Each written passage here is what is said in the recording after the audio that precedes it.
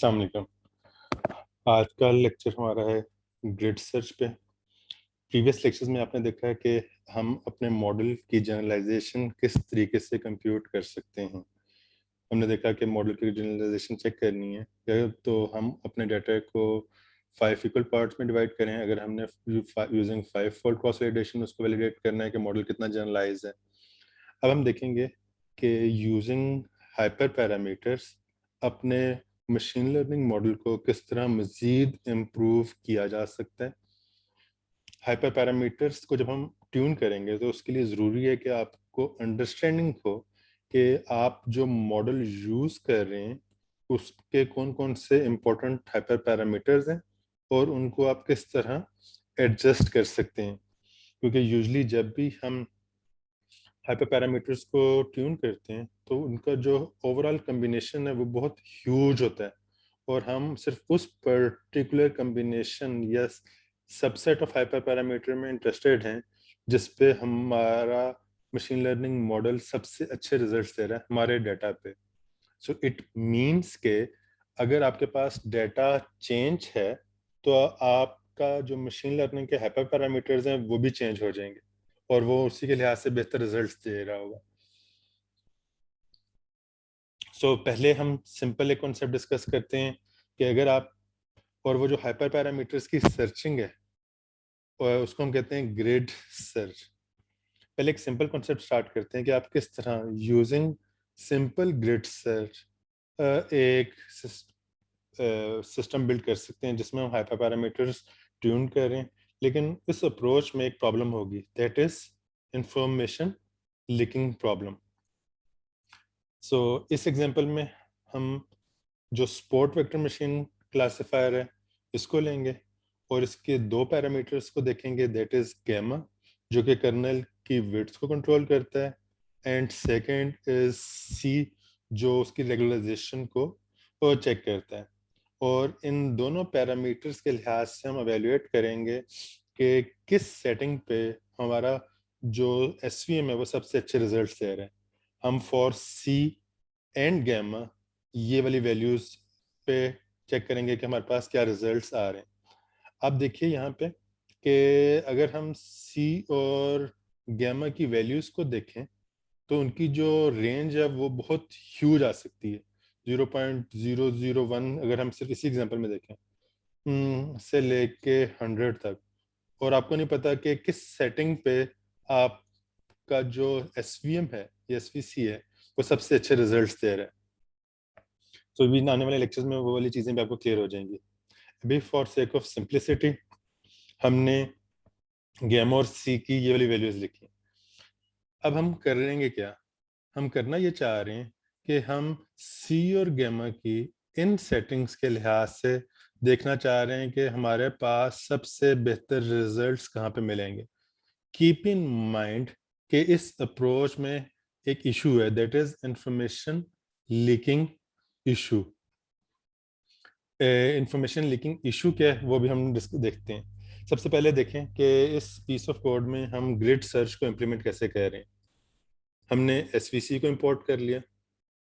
Next अपने data को 2 part में डिवाइड करने के लिए ट्रेन टेस्ट स्प्लिट को कॉल कर लिया और जो हम डाटा सेट यूज करेंगे for our experimentation purpose that is IRS data set. IRS data set को लोड किया। उसके बाद हमने ट्रेन टेस्ट स्प्लिट को कॉल करके अपने डाटा को 2 पार्ट्स में डिवाइड कर लिया, ट्रेनिंग और टेस्टिंग।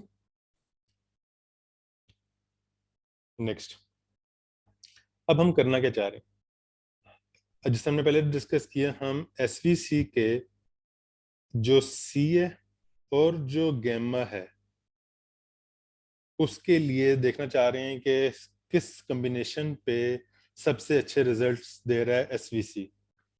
हमने gamma for gamma in in possible ये एक लिस्ट क्रिएट कर ली जिसमें गैमा की ये पॉसिबल वैल्यूज थी।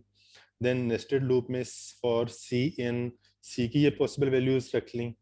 उसके बाद ये देखिए जब ये लूप चला तो अब होगा क्या, सबसे पहले ये वाला एक ऑब्जेक्ट क्रिएट होगा जिसमें हमारे पास, अगर मैं यहाँ पे गैमा की 0.001 वैल्यू और c की 0.001 वैल्यू के साथ इसका ऑब्जेक्ट क्रिएट होगा, क्योंकि इनिशियली भी फॉर लूप फॉर गैमा 0 इन तो यहाँ पे पॉइंट कर रहा होगा, और पहली आइट्रेशन चल रही है तो इसकी वैल्यू सी में ये वाली वैल्यू पड़ी होगी। इससे ऑब्जेक्ट क्रिएट हुआ, svm डॉट फिट इस सेटिंग के साथ, ये जो हमारे पास सेटिंग आ रही है, या अगर मैं यहाँ पे हाईलाइट करूँ, इस सेटिंग के साथ इसका ऑब्जेक्ट इनिशिएट हुआ, मॉडल फिट हुआ, svm dot score testing data पे स्कोर को कंप्यूट किया, स्कोर मेरे पास आ गया।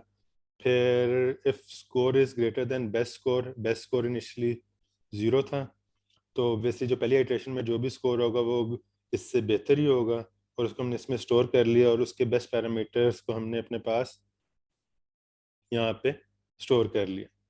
फिर इसी तरीके से नेक्स्ट आइट्रेशन में इन सेटिंग के साथ ऑब्जेक्ट इनिशिएट होगा, और देखा जाएगा कि उस पर क्या स्कोर आया। अगर वो प्रीवियस वन से बेस्ट था उनको कीप कर लिया जाएगा, और उसके पैरामीटर्स को भी कीप कर लिया जाएगा, एंड सो ऑन। इस तरह टोटल 36 टाइम्स मॉडल का ऑब्जेक्ट इनिशिएट होगा, क्रिएट होगा, मॉडल ट्रेन होंगे, और उनके हमारे पास स्कोर आ जाएंगे, और इनमें से जो भी बेस्ट स्कोर होगा जिस भी सी और गैमा के लिहाज से हमारे पास वो वाला स्कोर आ जाएगा। अब यहाँ पे हम जो बात कर रहे थे कि इसमें अब एक इशू है, दैट इज इंफॉर्मेशन लीकिंग। वो क्या, ये जरा बात ध्यान से सुनिए। इंफॉर्मेशन लीकिंग इशू ये है कि एक्चुअली तो आपके पास जो टेस्ट डेटा होता है, टेस्ट डेटा वो प्योरली अनसीन होता है,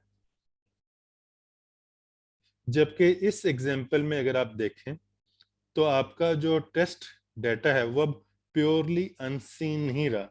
अब आप टेस्ट डेटा को यूज करते हुए अपने जो पैरामीटर्स हैं उनको ट्यून कर रहे हैं।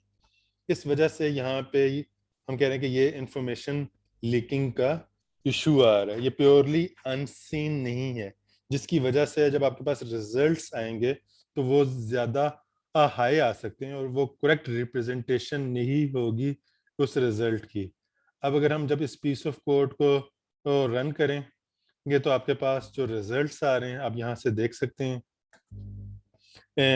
जो आपके पास रिजल्ट्स आ रहे हैं वो C100 और गैमा की इस वैल्यू पे 97% एक्यूरेसी आ रही है, बट इस एक्यूरेसी में जो इशू है दैट इज इंफॉर्मेशन लीकिंग। क्यों? क्योंकि जो टेस्ट डेटा वो प्योरली अनसीन नहीं है, हम टेस्ट डेटा को ऑब्जर्व करके देख देख के अपने हाइपर पैरामीटर्स को ट्यून कर रहे हैं, इस वजह से हम यहाँ पे कह रहे हैं, जबकि प्रैक्टिकली जो टेस्ट डेटा वो प्योरली अनसीन होता है। सो इसको डील करने के लिए जो हमारी स्ट्रेटेजी है वो भी हम नेक्स्ट लेक्चर में देखेंगे। यहाँ तक कोई क्वेश्चन हो, कोई कन्फ्यूजन हो तो आप पूछ सकते हैं। Thank you. अल्लाह हाफिज़।